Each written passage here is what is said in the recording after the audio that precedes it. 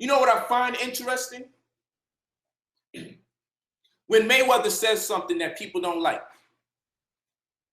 they say this: he's a coon, he's a mother effer, he's a B. When Game does something people don't like, they call him coons, mother effers, and B words. When Puffy does something or says something people don't like, he's a coon, a mother effer, and a bunch of B words. When the gangbanger destroys a life that had nothing to do with the situation, oh, it's the white man. Understand how they got into that position. When the male or the female is in a situation where they're constantly involved with producing more babies than they can afford, particularly the men. But understand the condition, black man. Who put us in that position, black man? The white man put us in that position. So I see what's going on. How come the white man didn't put Mayweather in that position mentally? How come the white man didn't put Puffy in that position? When you disagree with these rich folks, it's never the white man. It's they got to be held accountable, because apparently the more money they get, the more intelligent they keep getting, right? The more knowledge they have, the more money they get, right? That's what you're saying? So I never hear no one say, oh, leave Puffy alone, it's the white man. Oh, leave Mayweather alone, it's the white man. But when we talking about the murderers in our community, when we talking about the ones overproducing in our community and don't have the resources to produce the babies they're producing, suddenly it's the white man's fault. So we're going to protect them in the hells of the ghetto. And then the rich folk, we ain't going to make the same concessions to the rich people. No, we're going to say it's their fault. They exempt from the white man.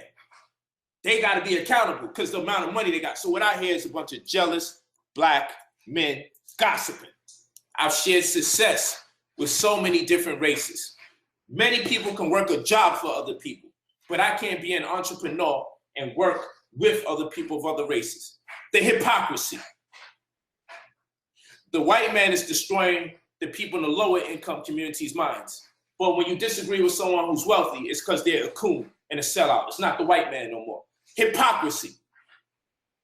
You can call brothers and sisters mother effers, bees, the N-word, and a whole bunch of other things. I say we're behaving like animals because we're lacking in resources. And we got to address that issue.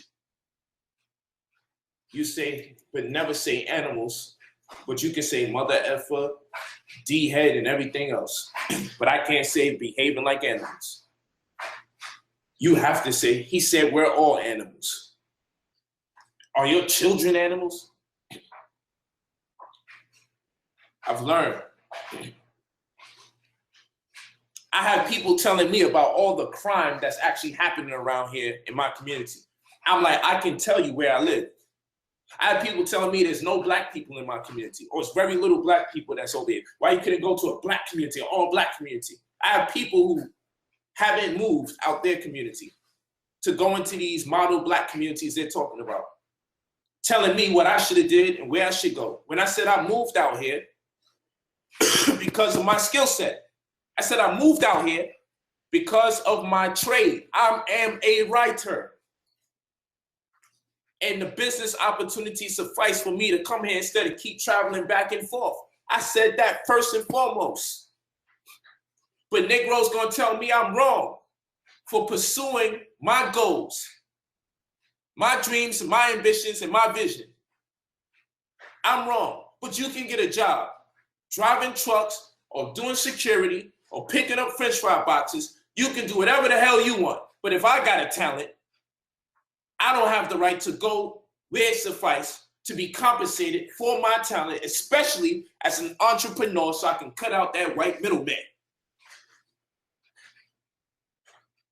I don't got the right. But you're not going to hire me to do screenplays, and you're not going to hire me to do any ghostwriting. You're not going to hire me to manage anyone. But when I go somewhere where my talents can be used and I can be compensated greatly for it, I'm wrong for going there, while simultaneously creating an opportunity for my children and for my wives. I'm wrong for that. So I learned, because people busy still trying to tell me how my life really is. You know, this crime always going on in Beverly Hills and everything. How do you know? I live here every day for a couple years now. I lived in the hood for more than a couple of years. I can compare and contrast. I got a certain experience you don't got. You reading books and trying to find out Illuminati conspiracies. You looking on YouTube trying to find out conspiracies. I live here. I'm trying to impart wisdom on y'all. And that's why when I come back, I say, you know what? I would be wrong if I just hung out with y'all and pretended like everything was cool. I'm trying to encourage you guys and motivate you guys to do better for yourselves. So when the next year comes, you don't have the same discussions and you don't speak the same way. Because if you're not doing that, your viewership is not doing that. And if you're not growing, your viewership's not growing. And what I mean by that is you probably think, oh, growing? Look, I'm getting more subscribers. I'm talking about growing up here. You're going to keep people down. You like to say he changed, he changed, he changed. That's not bad. It's the one constant thing in the universe. But let's call it evolving. Change over a period of time. Let's call it that. Let's call it evolution. Because the more I experience different people, different places, and different things, the more I can see through the smoke and mirrors of what you call it being pro-black and conscious. Because if I was pro-black and conscious the way my brothers wanted me to be, I would still be in the damn hood doing lectures, complaining about how come black people don't get together. I seen right through it. One year to the next, it's the same conversation, just spilled to you a different way. I refuse to look the same way I was last year, this year, next year. Then the slick thing is, I'm not growing because I'm keeping it real, because I'm staying here with my people. But you do them no good if you don't motivate them to change and grow. So when I come back and say, look, y'all need to leave, I'm not talking to some white folks over here saying, yeah, them black people need to leave. I'm coming back to my community because I've experienced better life, better living conditions that makes me more creative. My time is more free. I'm reading more books than I ever read before. I'm writing things I never wrote before. I'm thinking totally different. And that's what traveling does for you. That's what having some kind of financial freedom does for you. That's what happens when you surround yourself by positive people, not people who all just cursing and negative and because it's cool in the community and no one's pulling nobody by the shirt like, yo, we are using way too much vulgarity.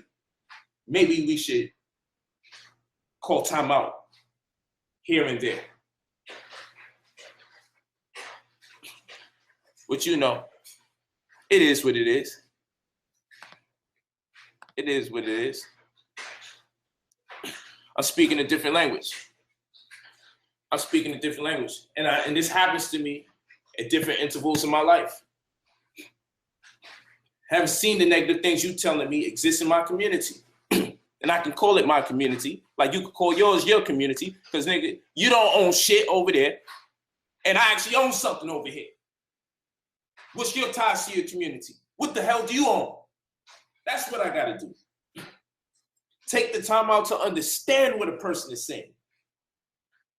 And disagreeing or agreeing would be moot. That's what we got to do. But we like the name calling, because we like to presume everybody should be thinking like us. And therefore, when someone thinks other than the way we think, something's wrong with them. Call them names. That is an act of insecurity, and you are projecting your fears on other people.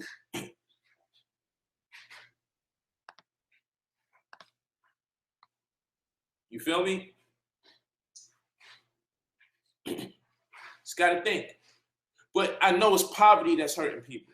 And they're taking offense to things that's not even being directed at them because it's making them think about themselves. How many times I have to say, I'm not calling the whole race animals, nor everybody that has less money or in the lower income community animals. I never said that. I keep saying I never said that, but people keep doing these streams. Animals, well, how those animals saved you. Those animals, what are you talking about? I'm talking about people who conduct domestic violence, men who beat their women, men who molesting their children or other people's children, men who are selling drugs that are destroying us from the inside out and not even giving the women that's conceiving an opportunity to give birth to children that go uncompromised. Men that are killing each other senselessly for frivolous reasons. That's what I'm talking about. Those are animals. People who are making more babies than they can afford. Like they don't have bills, because animals don't have bills. Animals don't have bills. So they make and produce the multitude, void of worrying about bills. And in some instances, animal would be a compliment, considering what some of our people do to each other. These are facts. These are absolute facts.